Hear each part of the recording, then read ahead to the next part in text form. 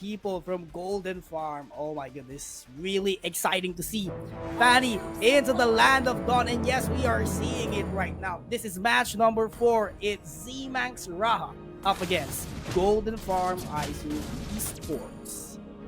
Yun, and sobrang solid, and we will be jumping right into the game. Actually, I'm reading the comments kanina talaga. The Rahas have their fans all over the comment section.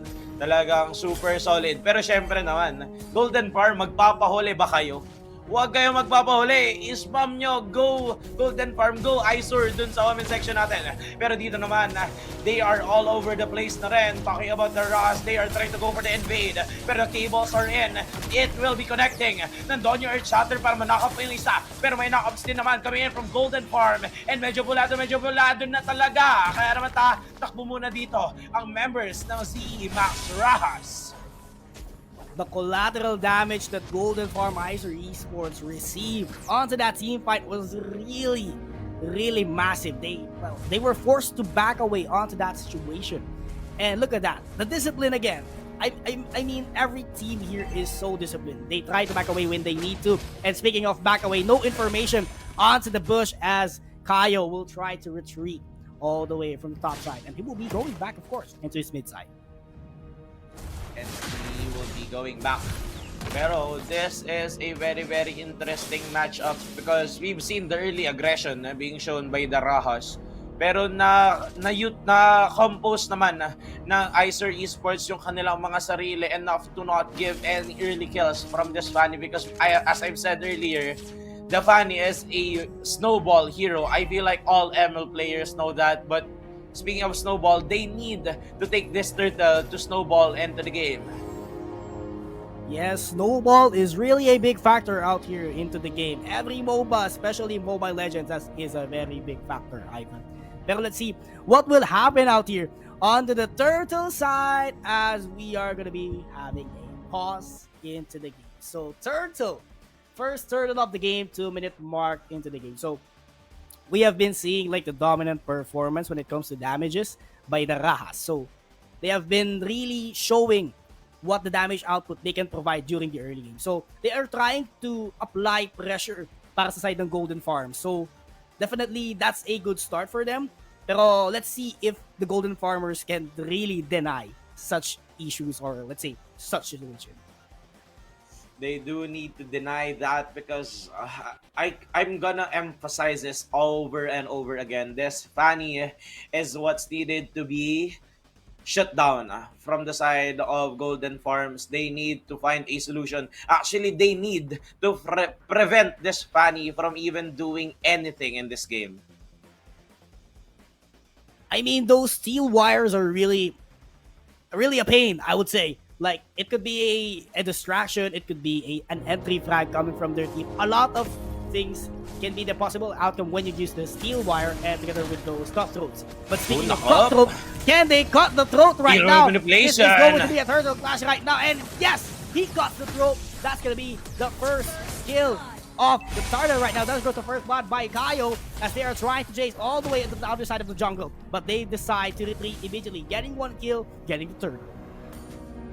That is the problem with the composition of Golden Farm Isur Esports. They don't have a hard lockdown. The knockups from the Minotaur, it can be easily nullified by the cables of this Fanny. So that is the problem. That's why it was really easy for this Fanny to secure the kills and secure the turtle as well. Yes, I mean, they don't have a proper hero out here to stop the cable wires and the cutting of the throats here for the Fanny. But look at that. He's just poking, disturbing, and trying to get out of the momentum yung mga players dito ng Golden Farm ISU Esports. So, definitely, that's what you expect when you're a Fanny, you're a ganker, you disturb them, and look at that collateral damage that they have been receiving at the side of Golden Farm. Look at that, Irritel! They're running away from their lives. He's just one wit away, and there we have it. He takes down the Irritel. It's 1-1. But ladies and gentlemen, a double kill coming from Wang Bu. Oh my goodness, what a turn of events coming at the side of Golden Farmers. Oh my goodness, indeed. What a turn, what a comeback in this early game. 4 minutes into the game, Golden Farm Icer Esports proving us that they have something to bring on the table. They are leading by 700 gold lead, but there is the cable into the cutthroat. The Claude almost melted. He's really being demolished, I would say, by those steel wires and cutting through combination. So let's see if they can maintain the combination, and they are running for their lives as Bunso was taken down by the Fanny, roaming everywhere from the jungle. Nowhere to be seen, no idea what could be his possible game plan. As you can see, second turtle of the game right now, as they are trying to contest the turtle out here. It's just the Minotaur and Wang Bu trying to coordinate each other, but still a successful take of the turtle coming at the side of Raha. But Raha is not yet over there. It's like Farmers. Raha's chasing for the kill, and right now it is a casualty coming at the side for Farmers and Raha's 1-1. Si Max Rahas doing a good job early into the team fights. Actually, sila yung lamang pagdating sa mga paulit-ulit, sunod-sunod na skirmish natin. The main problem is, kailangan ni Yagura ng disiplina. Kailangan niya ma-realize na hindi pa masyadong masakit yung mga ototas, yung heavy crossbow niya. And of course, even in the late game, kailangan may distance pa rin naman siya going for the free. Kasi si Aishiteru nag-out na, but Yagura still went for it. Yeah, they really went for the opportunity, pero there are actually instances like that in which everything will not go into your favor. Like, there are turn of events that you don't expect. And speaking of you don't expect, look at this. This could be a possible gank coming inside of Tayo towards the gold lane. Look at that collateral damage that they have been receiving, and they decide to back off immediately. It's just Golden Farm Icer Esports are being dominated with those kind of damages that Rahas are really providing into the table. Rahas are providing everything, but here is the cables. Andito ang bilis ng kamay niya, pero ang sakit din naman ng mga bala ng Claude. Kaya naman mapapatakbo si Aishiteru. Sabi niya muna, stop! Mamaya na tayo magbakbakan.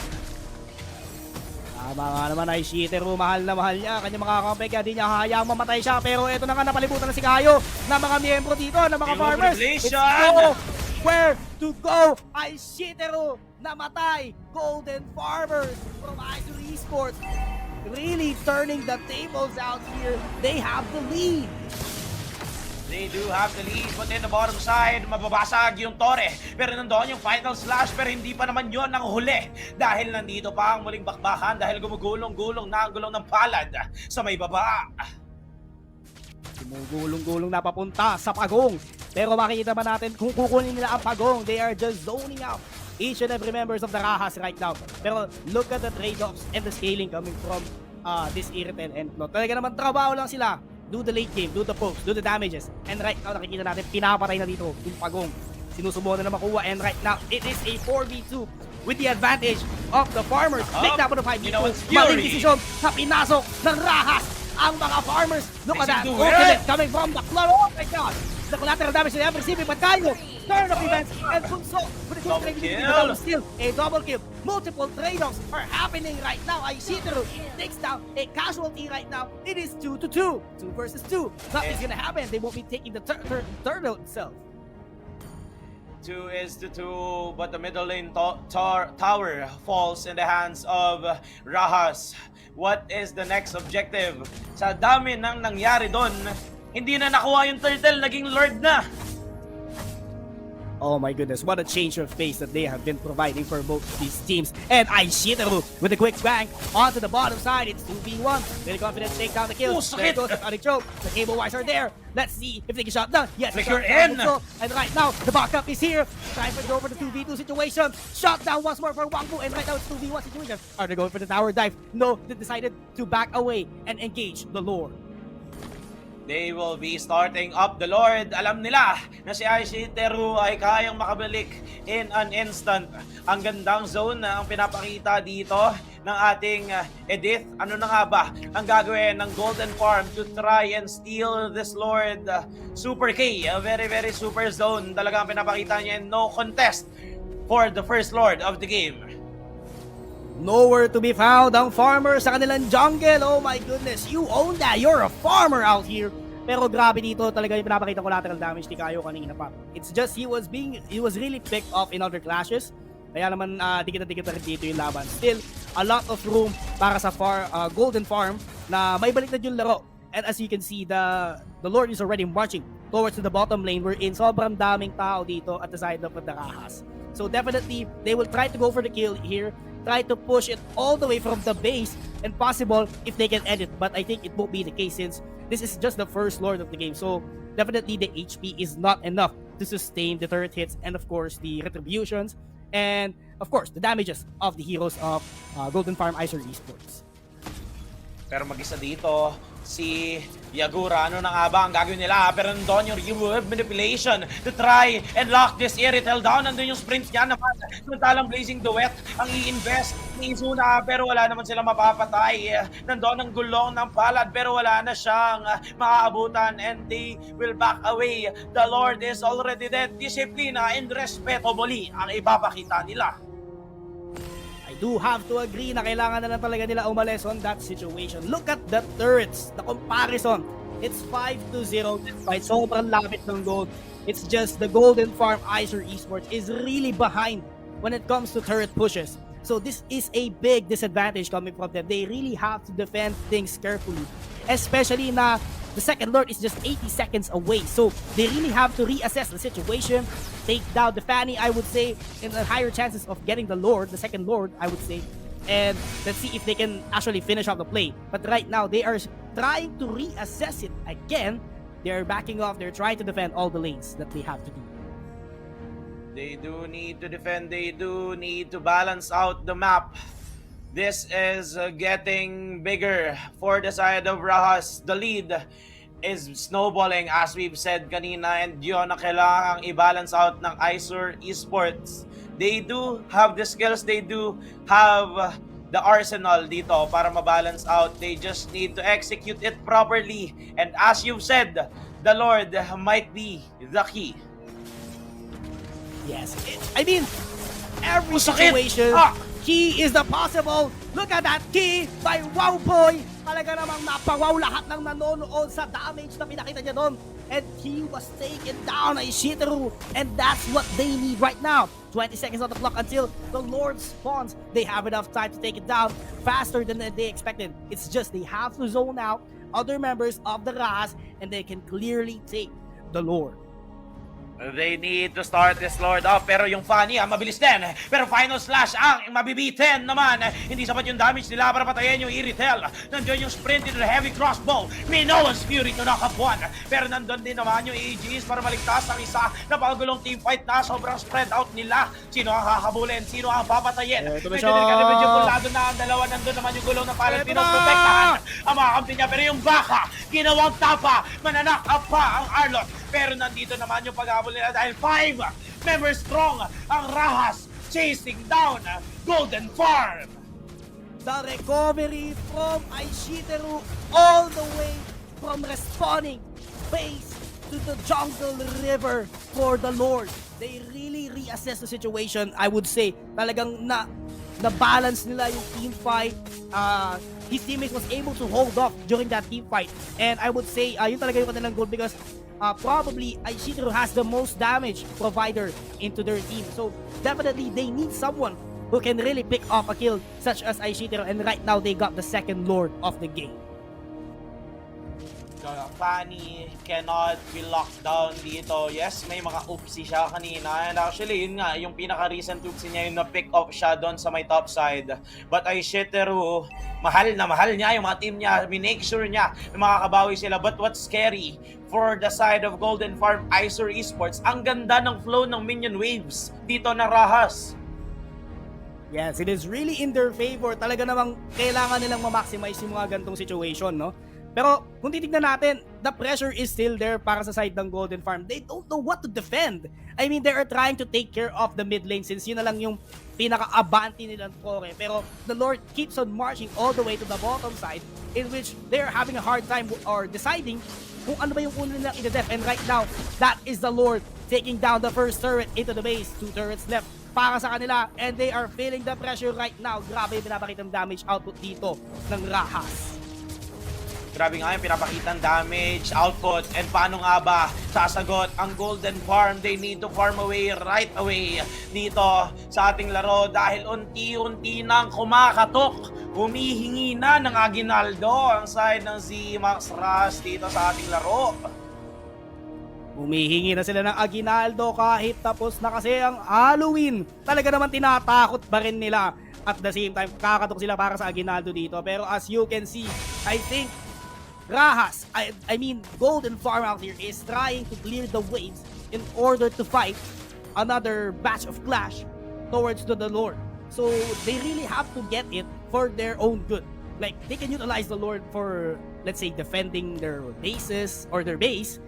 And kasi sobrang disadvantage na sila dito sa turret. Like the next Lord, if Rahas can get it, it could be a game over para sa kanila. Like the Lord can push all the way to the bottom side, napakalaking advantage on, and just one hero from Rahas can easily split push all the way to the top side in which that could lead into a big diversion at talagang maguguluhan dito ang Icer Esports. Maguguluhan na nga sila dahil gulong-gulo na ang mapa, bagsak na yung baba. Samantalang yung taas at gitna ay kalahati na lang. Ano nga ba ang magiging plano? Anong magiging galaw ng Golden Farm? This is a very, very crucial play na paparating. They need to make something happen. They really need to make something happen.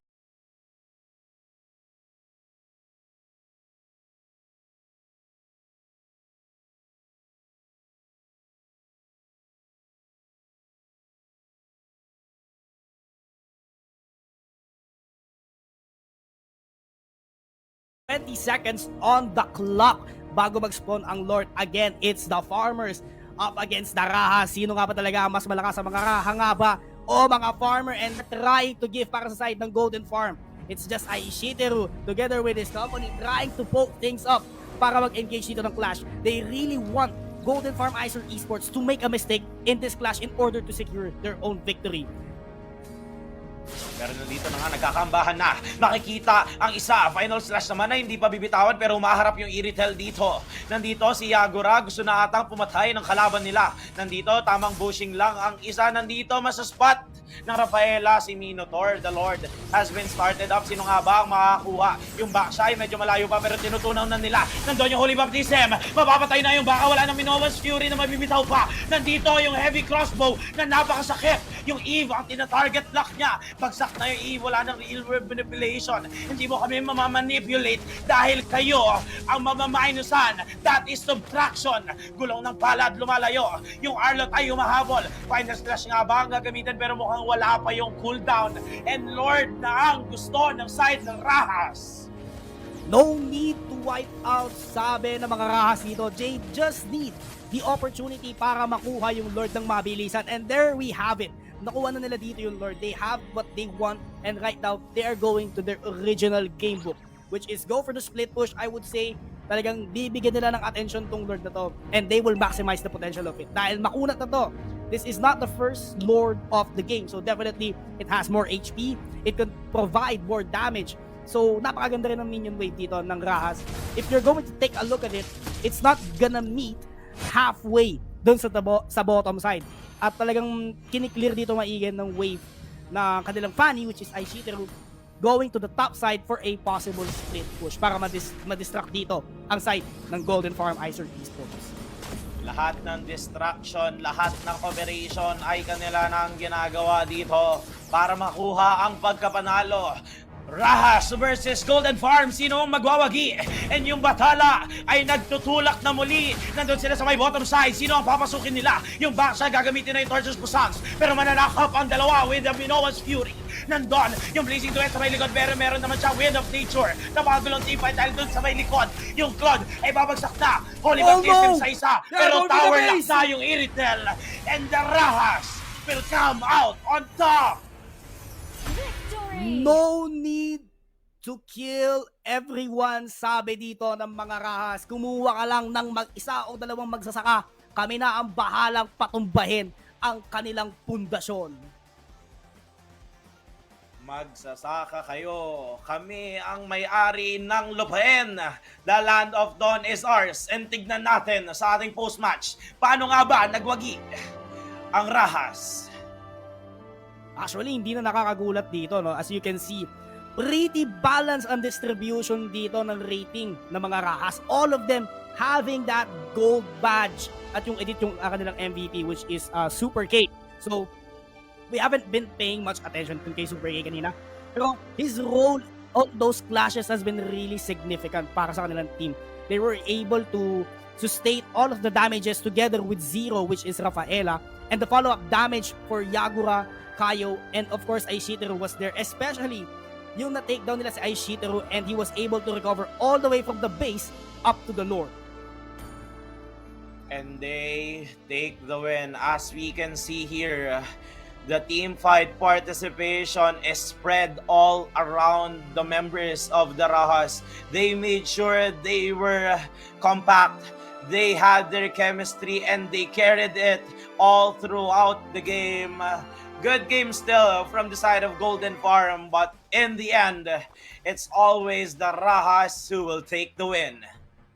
Yes, Rahas were able to avenge the Kaisers if they are really related because of that ZE Manx team tag. But props to them, both of them are really good. But Rahas will emerge to the next stepping stone. Rahas will emerge as the winners. They will come out victorious for our game series number 4. Congrats to them, and we will see you soon once again. This is a sign again to the future opponents of the Rahas. They are not to be taken granted for, but I was reading the comments and the fans of Rahas are going wild, and one thing I can say is sana all. I can see nice one babe in the comment section. Oh, that's the motivation of the Rahas. Meron naman pala silang mga, you know what I mean, talaga namang mga Rahas natin kakaiba dito. Pero grabe, performance-wise, it was a close match. It's just Rahas were one step ahead sa larong yon. Pero setting match 4 aside, we still have 2 matches. So match number 5. So UB Brahmans up against US